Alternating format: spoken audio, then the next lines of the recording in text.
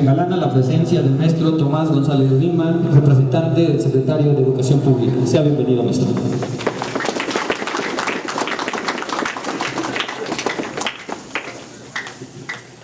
C. Otoniel Tapia Quintero, presidente municipal constitucional de Españita. Al maestro Pedro Ramírez Díaz, jefe del departamento de telesecundarias de la UCEP. Al profesor José Esteban Hernández Peralta, colegiado de asuntos de conflictos de telesecundarias. Profesora Adelina Juárez Saavedra, directora, la exdirectora, con mucho orgullo, de esta telesecundaria y que ahora está en la escuela de San Marcos en Locotero. También demos una fuerte bienvenida al profesor Raimundo Flores, secretario de organización de la región Calpulalpa de la sección 31. Al profesor Flavio Sánchez, director de la escuela de Nopaluca. Muchas gracias. Al profesor Roberto Romero Serrano, en representación de la supervisión de la zona 03 de aquí de la región Panote. También contamos con la presencia del maestro Ignacio Reyes Arroyo de la sección 31.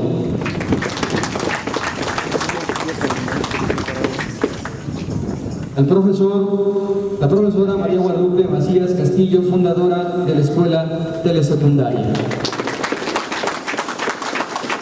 También está con nosotros la señorita Carla Pamela 1, la señorita telesecundaria.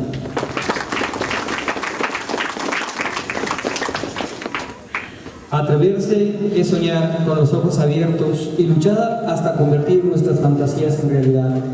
Atreverse es trabajar incansablemente para alcanzar las recompensas que deseamos. Atreverse es hacer uso de nuestra propia libertad, asumiendo dignamente las consecuencias. Invitamos al profesor Jorge García Estrada, quien dará una breve reseña histórica.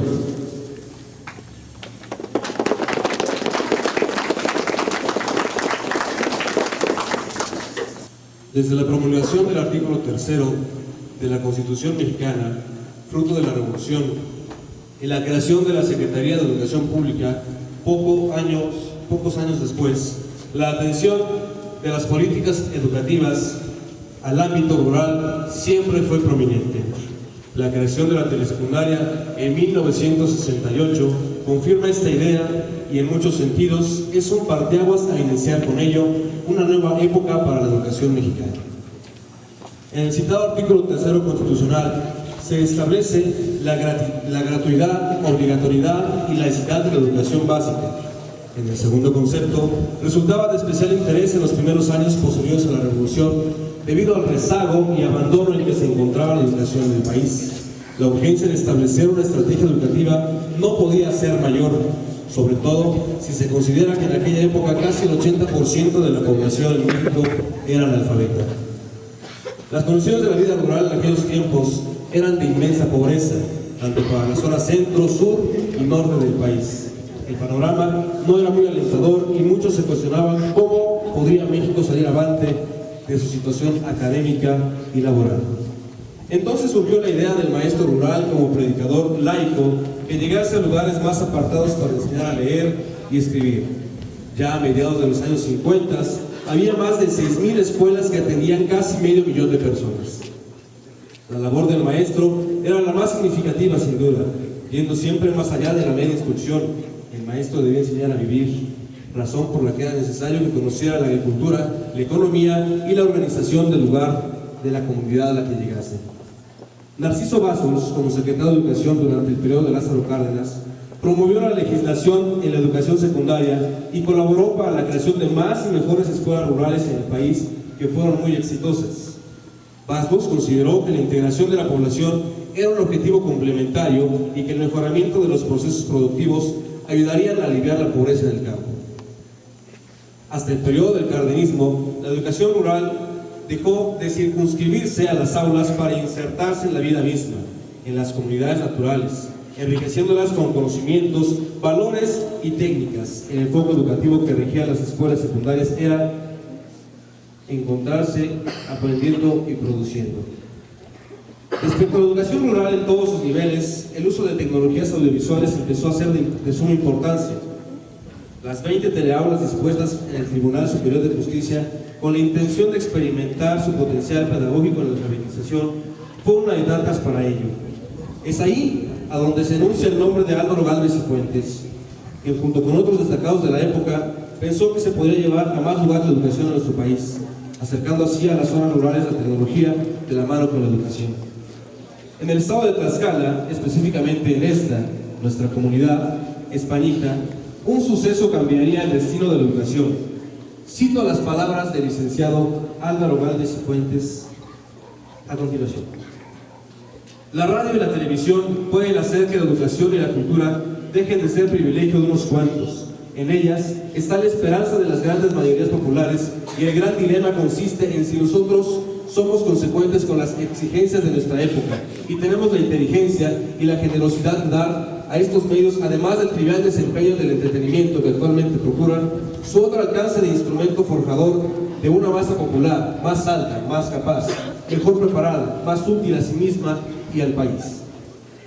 Un día como hoy, en enero de 1968, según dicta la historia, se echó a andar la primera telesecundaria aquí, en Españita, Tlaxcala, haciéndolo constar un oficio que a la letra dice: al C. Evodio García H., presidente del patronato de la teleaula de Españita, Tlaxcala, por acuerdo del C. licenciado Álvaro Gálvez y Fuentes, director general de Educación Audiovisual, me permito comunicarle que la teleaula ubicada en Españita, municipio de Españita, Tlaxcala, es la número 1 en virtud de que fue la primera en haber hecho la solicitud para el funcionamiento de las telesecundarias en México.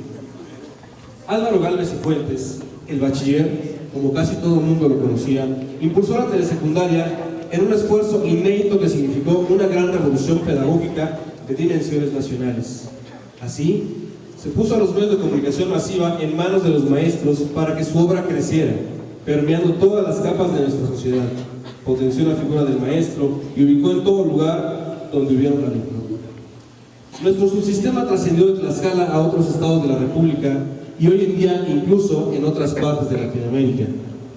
Gran parte del éxito de nuestro subsistema educativo se lo debemos a nuestros maestros fundadores y no podía faltar, si ustedes me lo permiten nombrar, en esta intervención a la profesora Cirila González, firme entusiasta del sistema que venía a revolucionar la educación.